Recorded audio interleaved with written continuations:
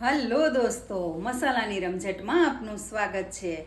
આજે મારા બાગમાંથી ઘણા બધા જામફળ ઉતર્યા છે, તો આજે મેં વિચાર્યું કે મારા ઘરનાને ખૂબ જ ગમતું અને ખૂબ જ ભાવતું ગ્વાવા બસ્ટ શોર્ટ્સ બનાવું, જેના માટે 5 થી 6 જામફળ, 6 ચમચી ખાંડ, અડધી ચમચી સંચળ, અડધા લીંબુનો રસ, થોડા ફુદીનાના પાન, અડધી ચમચી મીઠું, અડધી ચમચી ચાટ મસાલો અને થોડા બરફના ટુકડા જોઈશે।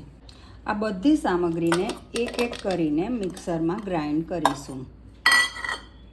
ખાંડ, સંચળ, લીંબુનો રસ, ફુદીનાના પાન,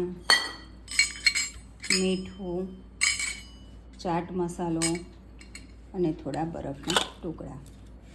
હવે આપણે એને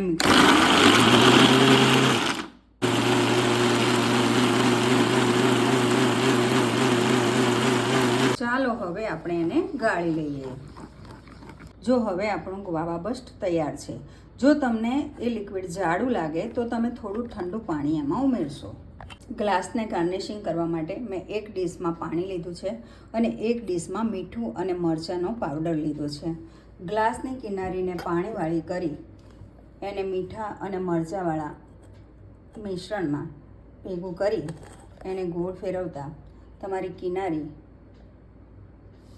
ચાલો હવે આપણે એને ઠંડુ માણીએ, અને જો તમને પણ ગમ્યું હોય તો તમે પણ જરૂરથી એક વખત આ બનાવીને પીજો, ખૂબ જ સરસ લાગે છે।